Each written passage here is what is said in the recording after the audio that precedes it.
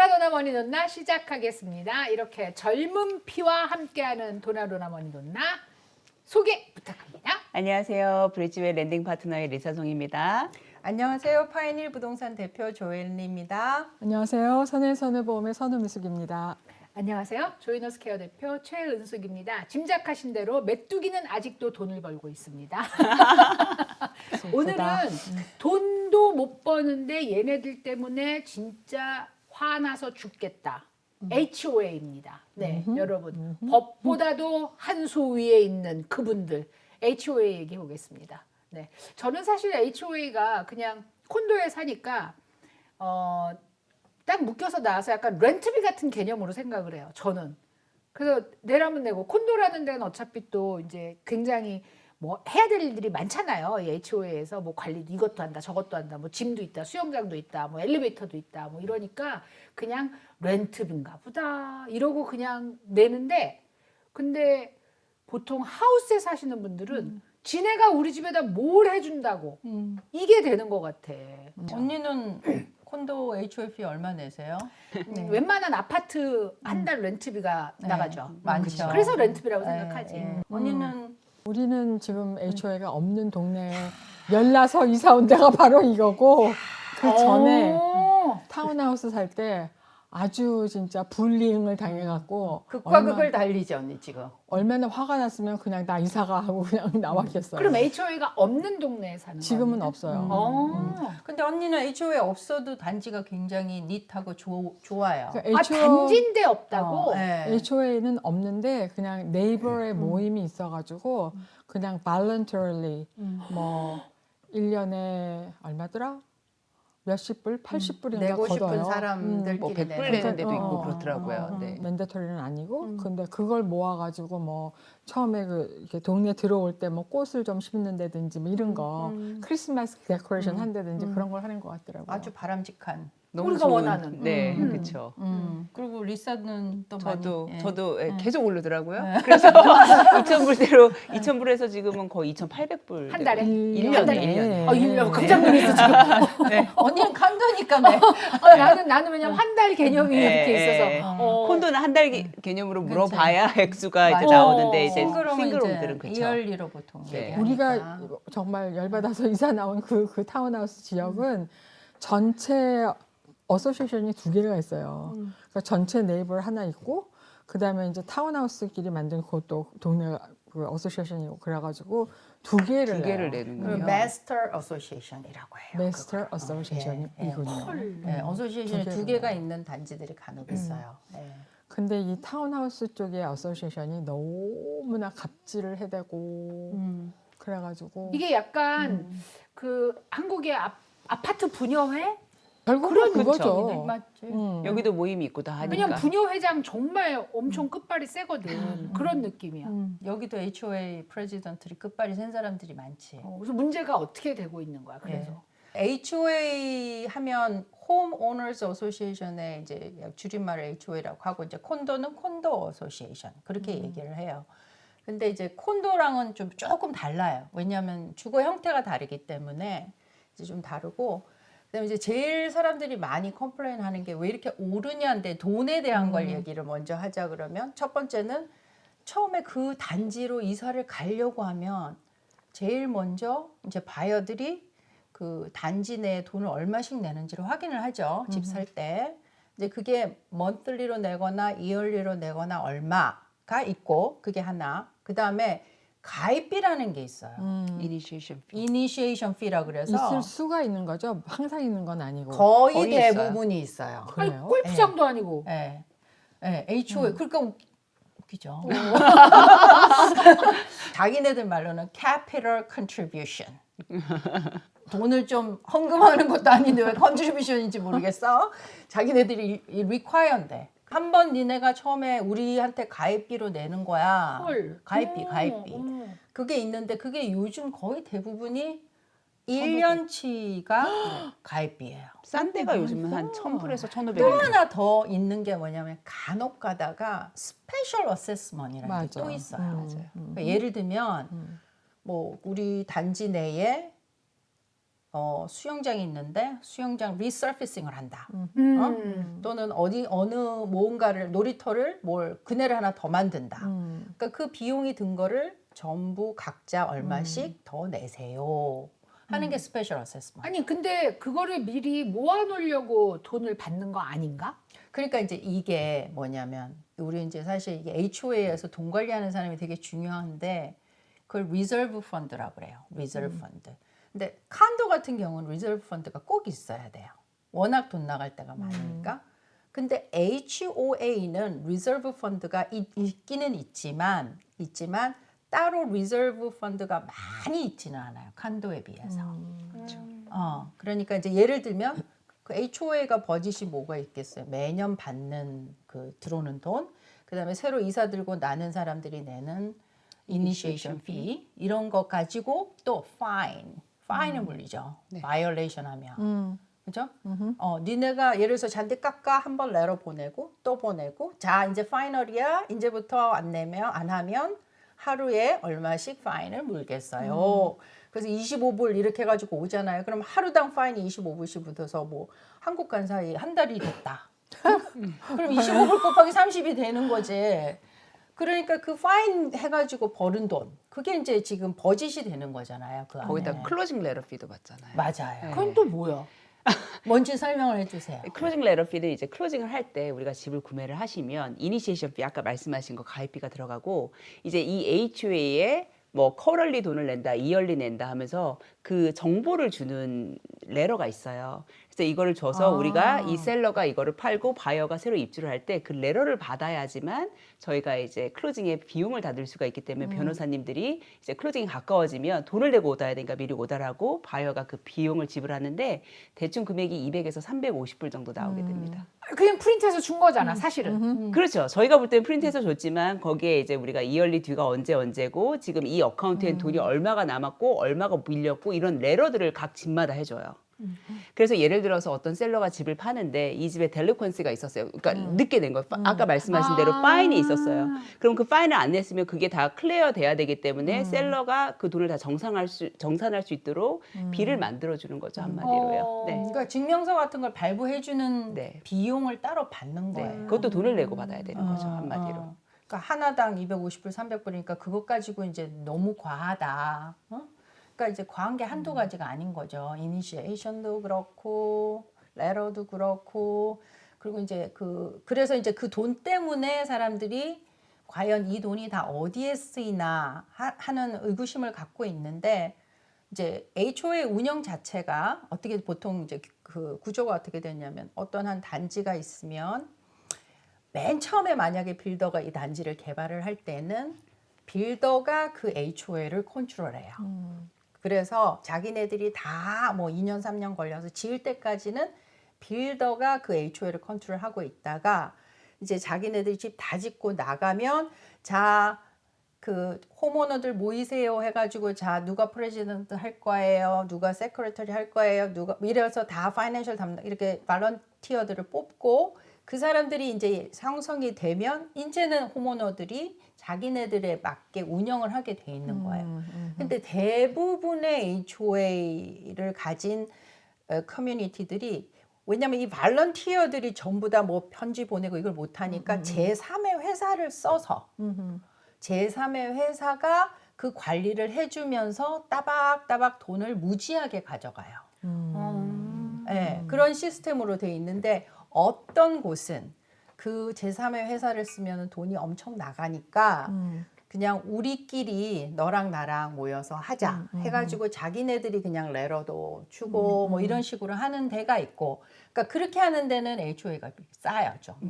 근데 제3의 회사를 맡기는 데는 그 사람들이 막 가져가는 편지 하나 나가는데 돈이 차지가 들어가니까. 되거든요. 그러니까 모든 액션에 다 피가 붙어서 그 돈이 우리가 내는 HOA 피로 다 충당이 되는 거예요. 그러니까 관리 회사가 따로 있고 그 관리 회사를 먹여 살리는 거네. 그렇죠. 결국은. 그게 그 관리 회사는 몇 개의 단지를 같이 하는 거고. 예를 들어서 HMS라는 회사가 있으면 그 회사 안에 프로퍼티 매니저들이 한 30명이 돼. 그러면은 한 사람당 어사인된 서브 디비전이 10개라고 쳐. 엄청 큰 회사다. 그렇죠. 그런데 그 회사의 그 매니저 한 사람이 10개 커뮤니티를 다 핸들한다고 많이 생각을 해보세요. 잘 알 수 있겠어요? 연락도 되게 안 돼. 내 말이 그 말이야. 전화도 안 받아, 이메일로 답도 하수일이고, 그다음에 이메일 보내면 나 지금 out of town이 out of office고 vacation이고, 그래서 10일 후에 답이 온다. 이런 일들이 벌어지니까 complain. 그럼 HOA 회장은 뭐 하는 거야? 그 회장이 그 사람한테 전달을 해주던가 뭐 빨리 와서 이 일을 해야 회장이 되는 거 아니야? 전달을 하는 게 아니고 HOA라는 거는 사실 발런티어예요. 그죠? 그러면 프레지던트도 있고 세크레터리도 있고 뭐 여러 그 보드 멤버라고 하죠. 그러니까 실제로는 이런 거죠. 우리가 이 단지에 사는 홈 오너들이 보드 멤버를 구성을 하고 있으면서 제3의 회사를 쓰는데, 예를 들어서 이 우리 홈오너 중에 한 사람이 난 펜스를 달고 싶어요, 우리 집에.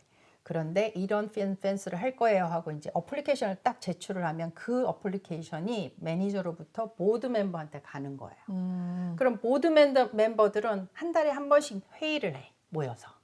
그러면 올라온 모든 어플리케이션을 가지고 땅을 하는 거예요. 해준다 만다. approval or deny. 그걸 하는 거를 이 사람들이 하는 거죠. 자, 이쯤에서 내 스토리를 들어야 돼요. 내가 왜 열을 받았나. 타운하우스에 이제 사는데 투카 거라지예요. 그리고 그 타운하우스가 전체 세대수가 뭐 한 30 그렇게 크지 않은 동네였는데, 어느 날 레터가 띡 오는 거예요. 어소시에이션에서. 니네 차를 파킹을 하는데 거라지에다가 해야 된다. 그건 나도 알지. 그리고 그러니까 이렇게 써 있어요. 거라지라는 것은 차를 파킹하기 위해서 만들어진 것이므로 일단 거라지에 파킹을 하되, 만약에 이제 투카 거라지니까 니네 식구가 셋이면 특별히 허락을 받아가지고 바깥에 하나 네 드라이브웨이에 세워놓을 수 있다. 이제 그렇게 된 거예요. 그래서 내가 재빨리 우리 아들이 있으니까 뭐 우린 3사람이다 이제 라고 보냈을 거 아니에요. 그러던 어느 날 또 레터가 띡 온 거예요. 이렇게 보니까 니네 카 거라지 한쪽에는 그냥 짐들이 쌓여있던데 이렇게 온 거예요. 들고 나고 할 때 다 보이니까. 그러니까 들고 나가고 할 때 누군가가 지나가면서 그거를 맞아요. 이렇게 보고, 저쪽에는 차를 파킹하는 게 아니구나. 짐이 기본적으로 있으니까 차를 파킹 못 하는구나를 알고 얼마나 기분이 나빴겠어요. 그래서 이제 막 씩씩거리고 있다가 이제 그 홈오너 어소시에이션 프레젠트가 좌깅을 하더라고요. 그래서 나 질문 있어. 그러고 이제 내가 세워서 물어봤죠. 이게 도대체 어떻게 된 거냐. 그리고 다른 집을 보아하니 뭐 거의 80% 이상이 다 바깥에 차를 세워놓고, 또 우리 집 옆집 사람도 물어본 거예요. 옆집 사람은 혼자 살아. 근데 그 사람은 차를 항상 차가 하나인데 바깥에다 세워놔. 자기 드라이버에. 이건 길가도 아니고 내 드라이버에 세워놓는 거예요. 근데 너무 이상하잖아요. 그래서 내가 걔한테 물어봤어요. 옆집 사람한테. 너는 어떻게 바깥에 차를 세워놓고 너도 레터 받았니? 내가 이러고 물어봤더니, 아니, 나는 뭐 우리 남편이 뭐 2년 전에 갑자기 돌아가셨는데 뭐 남편 물건이 있어가지고 거라지에다가 보관을 한다는 거예요. 뭔가 이거 페어하지 않은데 이제 생각을 하고 프레젠트 만났을 때 나 얘기를 한 거예요. 이래저래 돌아서 옆집은 그렇다고 그러고, 그리고 내가 보니 다른 집은 다른 집도 그런 집이 많고, 그리고 나도 우리 아들도 가끔 와서 이제 그렇게 하고 그러는데, 그랬더니 이제 걔가 또 얘기를 하는 거야. 니네 거라지 안에 짐 있잖아. 이렇게 얘기를 하면서. 그래서 내가 물어본 거예요. 도대체 이 법이 언제부터 이거를 실행을 했니? 그랬더니 올해부터 했대요. 이 법은 언제부터 있었니? 그랬더니 타운하우스 지을 때부터 있었대. 그런데 이걸 이행을 안 하다가 올해부터 하는 거예요. 얼마나 화가 나는지. 근데 이제 방법이 뭐 아무리 내가 생각을 해도 방법이 생각이 안 나는 거예요. except one. 가가호호 방문해가지고 니네 이런 적 있어? 왜 어떻게 해서 이걸 물어봐갖고 다 사인을 받든지 뭐 이래가지고 제출하는 것밖에 없잖아요. 근데 문제는 뭐냐면 차를 2개를 파킹하잖아요. 차가 크면은 집 안에 들어가기 위해서는 밖으로 나와야 돼. 밖으로 나와서 이렇게 앞문으로 들어가야 그러지가 돼. 되게 좁구나. 그렇죠. 그러니 얼마나 화가 나. 그러니까 집에 들어갈 때마다 짜증이 나고 막 스트레스가 쌓이고 그래서 에이 이사가 나가. 그러고 있잖아. 아니 그럼 왜 다른 집들은 레터를 안 받았다는 거야? 모르지. 와 그러면 언니도 사진 찍어서 보내지. 내가 그 노력을 하느니 그냥 이사해 가겠다. 몇 집도 안 되는데 해보지 언니는. 몇 집도 안 되는 게 아니라 30집을 다 두들고 다녀야 되잖아. 어머나. 조금 싸워볼만 했는데 언니가 포기했네. 아 그리고 그 집 렌트 줬어. 저도 비슷한 그러니까 어. 이제 약간 이게 우리 HOA에 대해서 사람들이 불만이 있는 게 약간 suspicious한 데가 있는 거죠. 그렇죠. 그러니까 모든 사람들한테 공평하고 인종의 차별 없고 타겟팅이 아니라고 느끼면 모두가 다 해피하고 그치. 어그리를 할 수 있는데 얘네들이 나를 타겟팅하나 이렇게 느낄 때가 있거든. 근데 저도 그런 경험이 있어요. 저도 이제 이 단지에 한국 사람이나 이렇게 별로 없어. 주로 머저리티가 많이 사는 동네에 이사를 갔는데 처음에 가니까 옆에 집에 계신 분이 보드 멤버야. 그래서 브라우니를 구워서 온 거야. 웰컴 하면서. 그러는데 이 사람이 뭐냐면 너 이 집 마음에 들어? 이렇게 자꾸 물어봐. Do you like your house? 계속. 그래서 얘가 왜 자꾸 이걸 물어보지? 그랬어. 뭐 그 사람은 내가 뭐 하는 사람인지도 몰랐겠지. 그냥 동양 아줌마라고 생각했겠지. 이제 그랬는데 그러고 나서 이제 우리가 집을 조금 오래된 집을 샀기 때문에 약간 뭐 modified를 한 거죠. 뭐 이렇게 돌도 좀 드레인이 잘 안 되는 돌도 많이 그래서 막 맨날 거의 매일 랜드스케이퍼가 오고 뭐 이렇게 많이 했어. 아내도. 그랬는데 어느 날 편지가 온 거야. 그러면서 이 편지는 우리 집 뒷마당에 무슨 일이 있는지는 우리 스트레스에서 우리 집 뒷마당이 전혀 안 보여. 왜냐면 펜스도 돼 있고 우리가 집이 약간 위로 올라가 있기 때문에 이렇게 옆에 와가지고 보지 않고는 우리 뒷마당에 돌로 갔다가 뭘 하는지를 몰라. 그런데 레러에 그 돌이 어콜던스 하지 않다는 거야. 다른 집이랑 맞춰야 되는 거야. 어, 돌 색깔도. 그래서 wait a minute. 그러고선 제가 어떻게 했겠어요? 그날로부터 집에 퇴근하고 오면 차를 타고 단지를 400, 200 몇 채를 다 뒤졌어. 다 뒤져서 사진을 찍고 주소 다 써서 1부터 10개만 찾자. 10개를 딱 찾아가지고 이메일에다가 장문의 이메일을 쓰고 사진, 주소 다 보내고 우리가 찾은 게 요러요러한데 이 집에 다 편지 보낸 거 나한테 확인해줘. 내가 그랬어. 그럼 그 사람들도 다 이런 편지를 받았겠네. 언제 보냈고 아직까지 고쳐졌는지 안 고쳐졌는지 왜 안 고쳐졌는지 그럼 난 왜 이 편지를 받는지를 알려달라고 그랬어. 그랬더니 어떻게 했겠어요? 꼬리를 This 내렸어. case closed. 네. 그러니까 이 suspicious한 이런 것들이 벌어지고 있기 때문에 HOA에 대한 트러스트가 떨어지는 거죠. 내가 궁금한 거는 이 HO에서 만든 룰이 있잖아. 그죠? 그 룰이 법보다 높아? 바일러. 난 그게 너무 원래 모르지. HOA를 이제 다른 닉네임을 뭐라고 붙이냐 미니 가버먼이라고 그래요. 미니 가버먼. 그러니까 이제 이 covenant라고 하는데 이제 HOA 서류 자체가 CCR이라고 하는데 이게 뭐냐면 covenant, conditions and restriction이거든요. 이 CCR 자체가 법원에 등록된 서류예요. 맞아요. 아하. 그죠? 지켜야 되는. 그러니까 룰인 거예요. 그러니까 그거를 안 하면 이제 파인을 부과할 수 있고 그 파인만 붙나요? 파인에 이자도 붙죠. 그렇죠. 그리고 이제 파인이 붙다가 안 되면 어떻게 해요? 변호사한테 변호사한테 가죠. 그럼 변호사 비용 붙죠. 그죠? 그러다가 또 안 되면 어떻게 했냐면 포클로즈까지 할 수 있고요. 린을 걸 수도 린을 있고요. 걸죠 집에다. 네. 그러니까 우리가 생각하는 그 이외에 너무나 큰 파워가 있기 때문에 진짜네. HOA라는 거를 절대로 무시할 수가 없는 거예요. 그런데 이게 HOA가 HOA 회장이나 뭐 거기에 있는 보드 멤버 전부도 거기 사는 사람들이니까 거기에 돈이 오르고 거기에 문제가 생기면 그러니까 그렇게 까다로워지면 본인들도 다 영향을 받는 거잖아. 근데 그걸 다 통과를 시킬까? 근데 거기에 이렇게 나오는 내용을 보면 집값에 영향을 주기 때문에라는 그러니까 게 있죠. 그거예요. 네. 너희 때문에 집값이 떨어져라는 그 문구가 붙죠. 결국은 담합이네. 음흠. 결국은 이 이제 한국에서 아파트를 내놓는데 내가 갑자기 돈이 필요해서 만약에 5천만 원을 싸게 내놓으면 찾아온대잖아요. 너 왜 집 싸게 내놨느냐고. 그거나 마찬가지네. 뭐 여기서는 그렇게까지는 노골적으로는 안 하는데 이제 그 사람들의 주장은 그 단지에 딱 단지에 들어가면은 잔디 관리 안 된 집이 있고, 그다음에 예를 그것만 있나요? 너무나 많아요, 그죠? 페인트 색깔이라든지 쓰레기통 빨리 안 들어. 쓰레기통 안 들어오고 파인 길거리에 나오고 있는 길거리 거. 있는 거.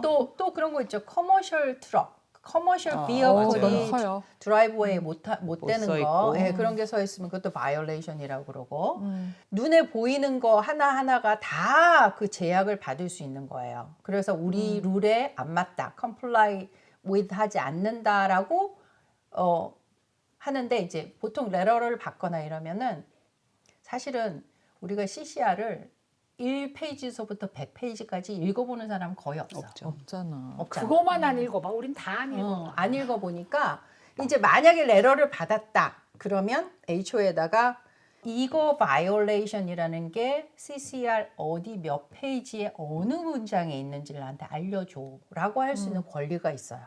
그죠? 적어도 그 부분은 읽어볼 수 있잖아 우리가. 근데 그러면 거기서 요거야라고 보내면 그다음엔 더 할 말이 없잖아. 그렇지.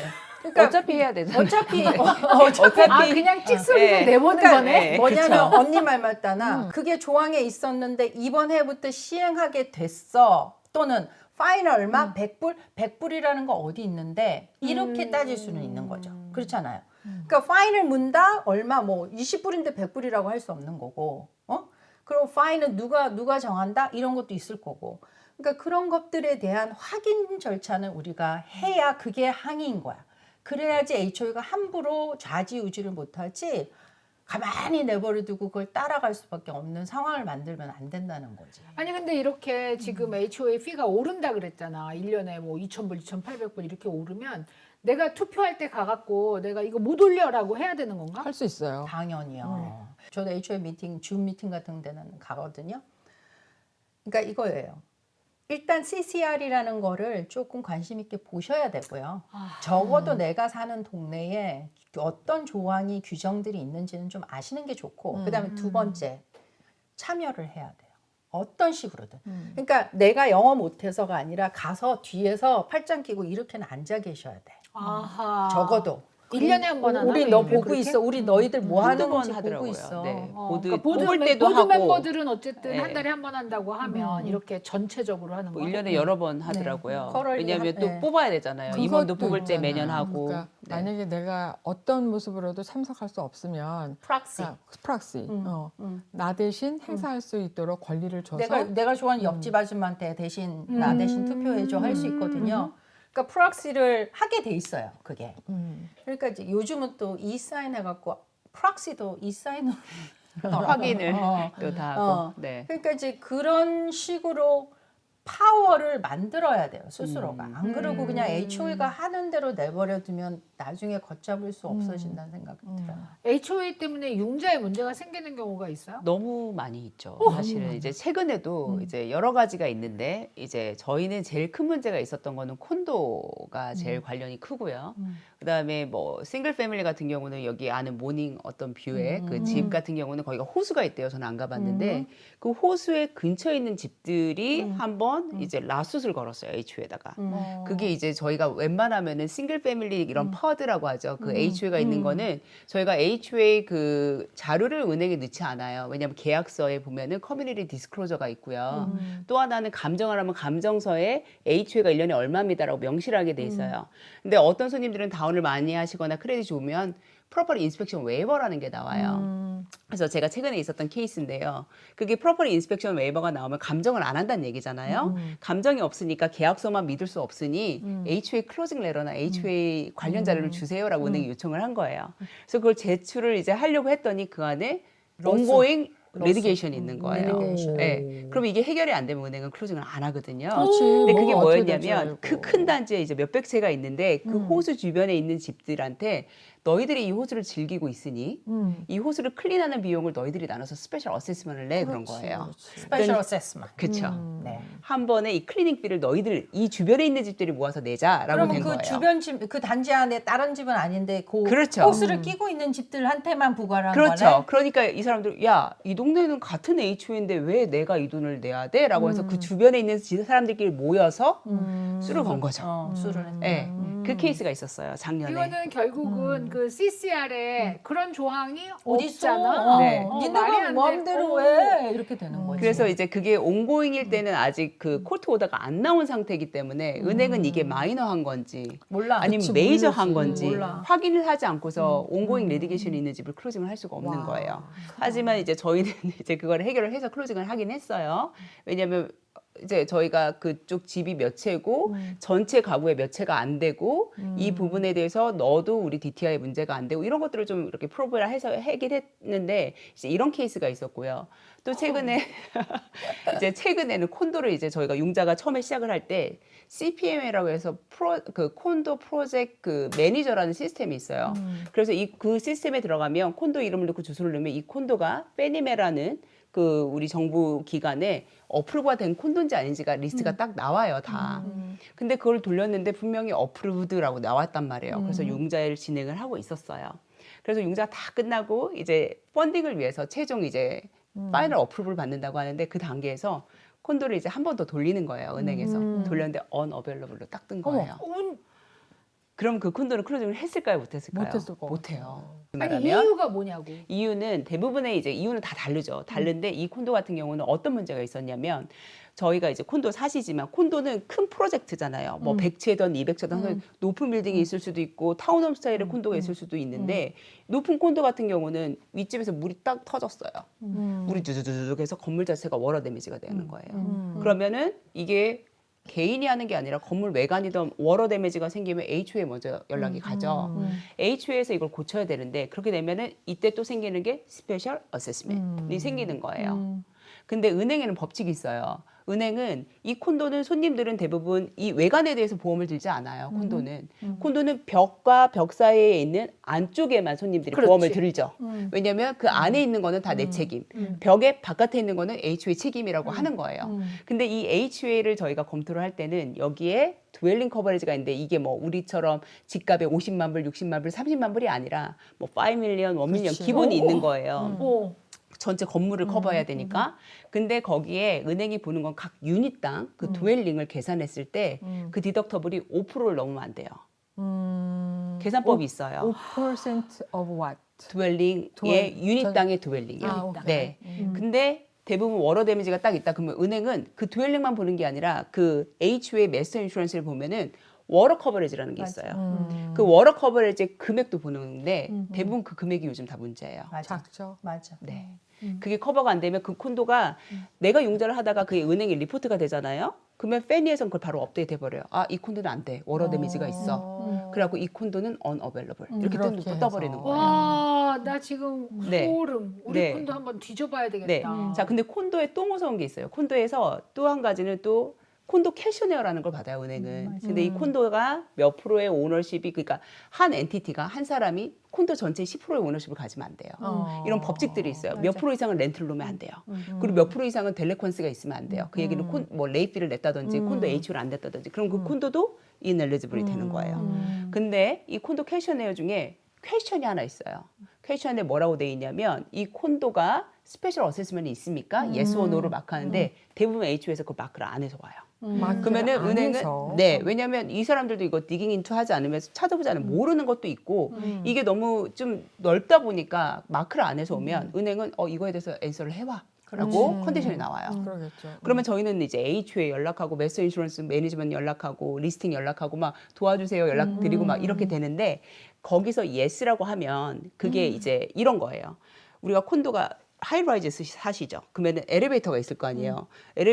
엘리베이터를 뭐 보수 공사를 해야 된다. 아니면 컨시어 에어리아를 우리가 뭐 대리석으로 다시 깔기로 했어? 아니면 무슨 일이 뭐 우리가 아니면 밖에 외관을 다시 하기로 했어 했을 때 이 돈을 HF로 올리는 것도 있지만 스페셜 어세스먼을 해가지고 원타임 테넌트한테 돈을 걷는 경우가 많아요. 뭐 게이트가 이게 고장이 나서 우리가 다시 이걸 체인지하기로 했어. 이럴 때는 이제 전체 그치. 테넌트한테 유닛 오너들한테 돈을 받죠.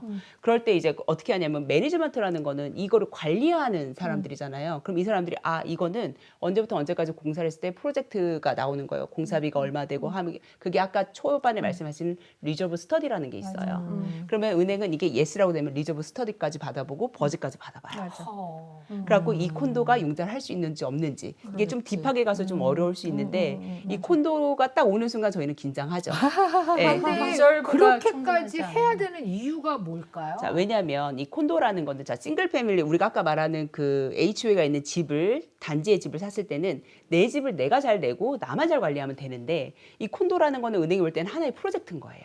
이게 싱글 유닛으로 보는 게 아니라 이 100채가 있으면 100채가 하나의 프로젝트고 200채가 있으면 200채가 프로젝트인 거예요. 근데 이 프로젝트의 이 프로젝트를 나만 잘한다고 내 손님만 잘한다고 되는 게 아니라 네이버가 잘하지 않으면 이 콘도는 팔 수가 없는 콘도, 난 워렌터블 콘도로 바뀌어버려요. 가치가 떨어진다는 맞습니다. 뜻이네요. 네, 융자를 앞으로도 못 한다는 얘기예요. 다른 것보다 훨씬 더. 네, 우리 그러니까 시간만에. 앞으로 이게 진짜 어프로브되는 워렌터블 콘도였는데 이게 뭐 바뀔 수 있다. 바뀔 수 있는 거죠. 그러면 이 콘도는 페니메에서 더 이상 융자를 정부에서 할 수가 없는 거예요. 그렇기 때문에 이런 리스크가 올라가기 때문에 은행에서는 콘도에 대해서는 좀 깐깐하게 보고 이자도 비싸요. 이자도 비싸. 네. 그럼 정부에서 융자를 안 해줘도 딴 데서 융자 받으면 되는 건가? 그렇죠. 근데 이제 그렇게 난 워렌터블 콘도를 하는 융자는 다운피도 높아야 되고 이자도 높고 어렵겠죠. 네. 아니면 캐시로 그렇죠. 사야 되는 게 네. 있는데 저도 칸도 손님 집 칸도를 팔겠다는 손님한테 제일 첫 번째 퀘스천이 이게 FHA approved인지 아닌지 그것부터 먼저 물어보는 경우가 많고요. 근데 어떻게 알아 손님이? 저희가 찾아봐요. 웹사이트가 있어요. 네. 웹사이트에 이제 그 어. 콘도 이름을 치면은 FHA approve 또는 approve 했다가 expire 바뀌어요. 되면은 또 HO에서 또 리뉴얼을 리뉴를 해야 했는지. 되는데 안 된 데가 있고 안 되면 못 팔고 캐시바이어한테만 팔아야 되니까 굉장히 리미티드 된 경우가 많죠. 그래서 칸도가 제일 맞아요. 사실 어려워. 제일 어렵고요. 어떤 경우도 있었냐면 다 됐는데 갑자기 온고잉 리디게이션 손님이 비 오는 날 거기에 사시는 분도 아니라 사시는 분의 게스트였던 것 같아요. 그 앞에를 지나가다가 미끄러진 거예요. 물이 이제 안 닦인 거죠. 대리석이었으니까. 앞이라면 대리석. 콘도의 라비나 네. 뭐 러비에서. 데를 그랬는데 그때는 괜찮아 하고 갔는데 그 다음에 수해버리는 수두로 거예요. 간 거야. 그럼 그게 해결될 리디게이션이지. 때까지 온고잉 리디게이션으로 딱 레드 버튼이 뜨죠? 그럼 그 콘도도 융자가 안 돼요. 그 서류를 줄 때까지. 그러면 라스트 다큐멘을 다 봐서 은행에서 그걸 검토한 다음에 이게 뭐 HO로 커버가 되는 건지 아닌지 또 판단을 해야 되고 둘루스에 있는 저희 여기 조지아에 있는 어떤 그 타운홈처럼 생긴 콘도는 한번 여기 조지아가 눈이 잘 안 오잖아요. 근데 한번 눈이 온 거예요. 눈이 와서 거기에 사는 주민이 올라가다가 차가 못 올라간 거야. 못 간 거야. 못 나갔어요. 스탑을 한 상태에서 차에서 문을 열고 통화를 하고 있는데 반대에서 오던 차가 슬리퍼 돼서 이 차를 친 거예요. 차를 네, 차를 쳤는데 손님이 발을 내놓고 있었잖아요. 그래갖고 이제 큰 사고가 난 거죠. 불구가 된 케이스가 있었어요. 그래서 그것도 이렇게 될 경우 그 사람은 HOA를 상대로 수를 하죠. 네. 왜냐하면 그 공용 커먼 에어리아였으니까. 공용 눈안 공동 치웠다고. 구역이니까 그렇기 때문에 이런 경우는 그게 해결될 때까지 그 콘도는 못 팝니다. 그죠? 네, 지금 네. 못 팝니다. 근데 이제 조지아는 사실은 그동안 이렇게 공동으로 사는 데가 그렇게 많지 않았어요. 그죠? 뭐 아파트는 그렇게 큰 문제가 없잖아. 내가 사는 게 아니니까. 맞아요. 근데 콘도라는 개념으로 우리가 이 주택을 짓는 게 조지아는 그렇게 흔한 상태가 아니었다고 봐요. 근데 캘리포니아를 가보면 한국 사람들 많이 사시는 동네 이렇게 가면 그냥 내가 보기에는 아파트처럼 이렇게 보이는데, 저층에 네. 아파트처럼 생겼는데 각자 콘도나 타운홈으로 다 돼 있는 거예요. 층마다 방마다. 그런데 캘리포니아는 흔해 빠진 거잖아. 사실은 그런 하우징 스타일이. 우리 아들이 그 헐리우드인가 어디에 있었던 그 콘도는 딱 수를 누가 한 거야. 네. 그 아마 거기 사는 사람이 다리가 부러진 것 같아요. 넘어져서. 근데 그 사람이 수를 해서 해결을 될 때까지 집을 아무도 못 팔았다고 그러더라고. 맞아. 맞아. 아무도 집을 팔 수 못 없었다고 그러고. 지금 이제 제가 사는 콘도는 물이 터졌어요. 내가 그래서 아까 소름 끼친다 그런 네. 거야. 4층에 있는 이게 터졌어. 스프링클러. 스프링클러가 터졌어. 그래서 엘리베이터를 그날 운행을 못하고 뭐 이런 문제가 생겼고 지금 또 이제 그거를 수습한다고 뭐 층마다 그 4층 밑으로 벽지 다 뜯고 지금 일단 눈으로 보기엔 멀쩡한데 얘네들은 그게 곰팡이. 맞아. 곰팡이를 걱정해서 다 뜯어버리고 말리더라고. 그래서 지금 그런 걸 하고 있는데 야 그러면 우리 콘도는 융자 받고 들어오는 사람들은 아예 못 들어오는 거네 이런 생각이 맞아요. 드네. 그리고 이제 콘도를 사시는 손님들 계약서를 처음에 쓸 때 오퍼를 제가 쓰잖아요. 만약에 바이어가 콘도를 사시겠다 그러면 굉장히 요구하는 서류가 많아요. 셀러가 며칠 안에 이러한 서류를 다 제출해 주세요라고 쓰는데 그게 뭐냐면 이제 물론 버짓 리저브 펀드가 얼마나 있는지 봐야 되죠. 콘도에. 네. 그럼 리저브 펀드 있는 파이낸셜 스테이먼트 다 달라 그러고 당연히 CCR 다 보고 그다음에 또 뭘 보냐면 최근에 지금부터 지난 3번에 걸친 미팅이 있죠. 레지던트들 미팅 미닛을 다 달라 그래요. 회의록. 그럼 그 안에 회의를 하면서 어떤 안건이 지금 온고잉인지를 다 보고 결정을 하시게 해요. 안 그러면 나중에 가서 이 콘도 이런 일인지 아무도 몰라. 자기네들끼리만 아는 거야. 그리고 이제 파이낸스를 내가 봤을 때 내가 한 번은 저기 에모리 옆에 있는 좀 고급 럭셔리 콘도를 팔 때 지붕 하나 가는데 몇 밀리언이에요. 그렇지. 그렇지 넓으니까. 그러니까 리저브 펀드가 충분치 않으면 그 프로젝트를 할 수가 없어. 그러니까 진짜 콘도 사실 때는 정말 조금 많이 보시고 사셔야 돼요. 네. 왜냐하면 이 지붕 같은 경우는 요즘에는 또 지붕을 안 가면 보험을 리뉴를 안 해줘요. 뭐 이렇게 나오니까 꼼짝없이 갈아야 되니까 이 돈이 없으면 보험도 안 되는 거예요. 그렇죠. 심각해요. 네. 이걸 생각하시는 거예요. 콘도를 사실 때 내가 이 콘도를 팔 때도 문제가 있다라는 그렇지. 그 리스크를 가지고 저는 사신다고 생각을 해요. 맞아. 네. 네, 그 난 말씀을 여기서 안 죽을 드릴 수가 거야. 네. 없어요. 저도 항상 손님들이 저 꼭 콘도 보셔야 되겠냐고. 맞아. 나도 그렇게 타운홈을 말해. 아니 보시는 게 낫지 그러니까 않겠냐고. 지금 조지아니까 이렇게 말을 하는 거지. 네. 그래서 내가 얘기하는 거예요. 캘리포니아나 뭐 뉴욕이나 이런 데는 이미 그런 주거 형태가 훨씬 더 많고 그럴 수밖에 없는 상황이라면 그냥 당연한 거로 이렇게 알고 살아야 네. 되겠네. 이 상황. 제가 캘리포니아에서 지난달에 콘도를 하나 클로징 했거든요. 캘리포니아 손님이었는데. 근데 그 캘리포니아는 또 생각보다 콘도가 어프로브된 콘도들이 또 꽤 있어요. 많다 보니까. 그러니까 이제 HO에서 필요한 것들 대신 HOF가 굉장히 높죠. 아주 맞아. 높죠. 네, 맞아. 대신에 보수해야 될 것들, 해야 될 걸 리저브 같은 거를 이제 충분히 빨리빨리 모아놓고 절대 비용은 여기처럼 싸지 않습니다. 보통 한 1,000불 정도 네, 되잖아. 맞아요. 그러니까 웬만한 집값은 진짜 그 콘도가 텍스보다는 훨씬 높죠, 당연히. 맞아. 네. 네. 우리 동네에도 이런 게 있어요. 생긴 건 딱 보면 타운홈인데 콘도. 콘도야. 네, 맞아요. 콘도야. 그럼 어떻게 했냐면은 한 달에 뭐 예를 들어서 350불씩 그 HO의 피를 내는데 콘도라는 말은 무슨 말이냐면 HO에서 페인트도 다 해주고 지붕도 해주고 뭐 이런 걸 많이 해주는 거죠. 그런데 이제 오너십 자체가 콘도로 돼 있는데 집이 비싼 게 아니에요. 싼 집이에요. 타운홈이. 별로 비싸지 않은데 안 팔리는 거지. 왜? 콘도라서 융자가 안 되고. 그럼 타운홈하고 컨도의 차이는 뭐야?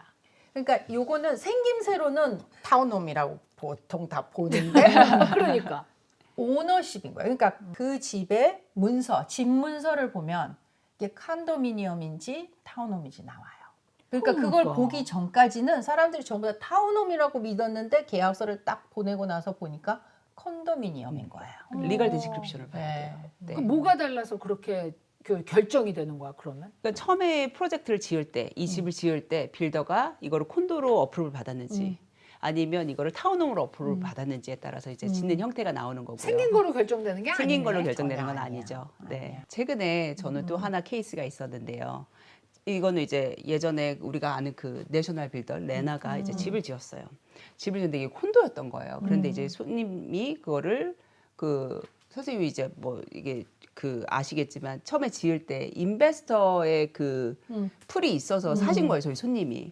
그래서 투자집으로 처음부터 허락을 받고 샀는데 이 손님은 당연히 뭐 이제 산지 1년밖에 안 됐는데 뭐 HO에서 보드 미팅을 하네 뭐 하네 얘기가 오는데 대부분 투자자들은 보드 안 미팅 안 가죠. 안 가니까 몰랐던 거예요. 근데 하루 갑자기 딱 하니 메일이 온 거예요. 이 콘도는 전체 가반수 이상이 홈오너가 어그리를 해서 더 이상 렌트를 안 놓기로 했다. 와우.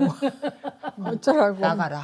팔고 나가라. 현재 있는 리스 주고 언제 끝나는지 확인한 다음에 그 다음에는 우리가 이 집은 너희가 들어와서 2년을 살고 렌트 퍼밋을 다시 신청한 뒤에 렌트를 놓던지 그때도 순번에 따라서 아니면 이 집에 렌트를 못 주니 오너 아큐파이밖에 안 되니 팔고 나가라라고 편지를 받은 거예요. 그래서 처음엔 되는 줄 알았는데. 네, 빌더가 된다고 해서 파는 건데 이런 경우들이 생기는 거예요. 있어, 많아요. 지금 네. 그 렌털 캡 때문에 되게 이제 문제가 많은데, 예.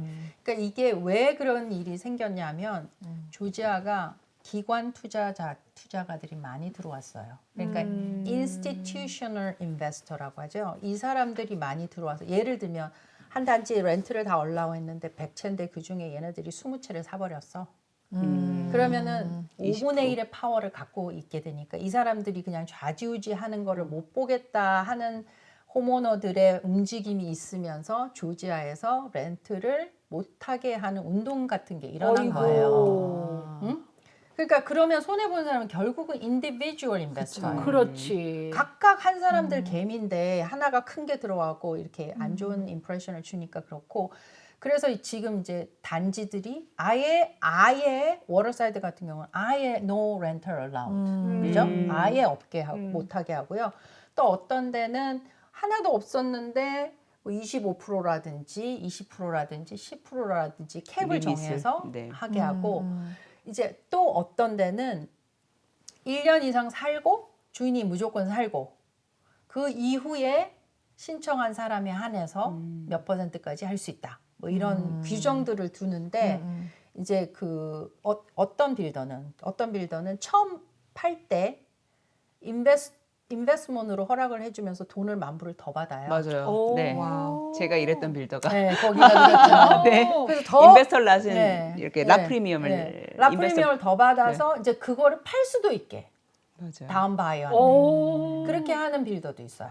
네. 그러니까 되게 다 다르고 빌더마다 다르고 HOA마다 다르기 때문에 지금도 어떤 손님이 이제 뉴욕에서 이 투자용을 사고 싶은데 대표님 진로나 레드핀에서 제가 어떻게 찾으면 되나요? 렌트 되는지 안 되는지 못 찾지. 못 찾죠. 못 찾으세요. 네. 그냥 이게 렌트 됩니까를 저한테 물어보시면 제가 HOA 확인하는 수밖에 없기 때문에 굉장히 프로세스가 좀 깁니다. 이제 그렇게 말씀 주시죠. 제가 이제 지금 사는 데서 14년을 살았거든요. 내가 사실은 굉장히 얼리 바이어예요. 이 집을 이 콘도를 짓고 이게 바로 사실 샀지. 400세대나 되거든. 1번이야. 그렇지 바로 계약은 1번이야. 클로징은 1번이 아니야. 왜냐면 계약을 1번을 했어도 페이스 1, 페이스 2에 그쵸. 따라서 이제 입주를 해야 되니까 나는 좀 페이스가 늦은 거였었어요. 그래서 이제 입주가 늦었지. 그렇지만 계약은 1번을 했거든. 그래서 그 당시에 당연히 그럼 렌트를 하는 거에 25%에다가 이름을 올려놓겠다. 네. 이렇게 했는데 내 이름이 없더라고. 이미 앞에서 클로징하면서 다 사가서. 그러기도 하지만 클로징 순서야 언니. 맞아요. 그게 아니 근데 클로징을 한 것도 있지만 이게 있는 것 같아. 그래도 내가 들어갔어야 돼. 그래도 400세대 안엔 들어갔어야 되는데 문제는 14년에 한 번도 렌트를 준 적이 없잖아. 그동안. 그걸 물어본 적은 없는데 한 번도 렌트를 준 적도 없고 렌트를 주겠다고 물어본 적조차도 없어. 그래서 내가 없어진 것 같아.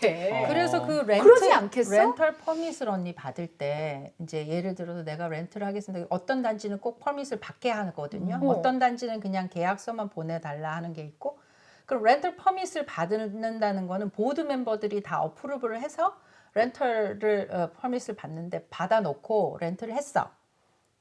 내가 들어가서 살잖아요. 퍼밋이 없어져요. 그렇게 되는 거야. 그렇겠지.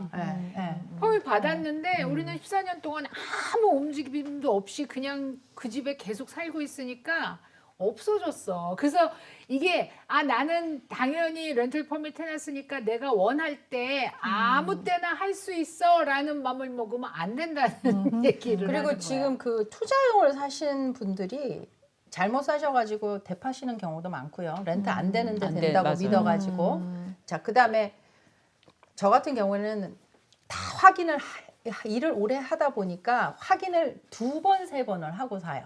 2번, 3번은. 셀러 말도 안 믿고 셀러 에이전트 말도 안 믿어. HOA 매니저랑 무조건 이메일로 얘기했었어야 되고 서류 다 봤어야 되고 변호사한테 다시 한번 확인하라 그러고 산단 말이에요. 샀어. 자, 그 다음에 퍼밋을 받아야 되는데 HOA가 연락이 안 돼.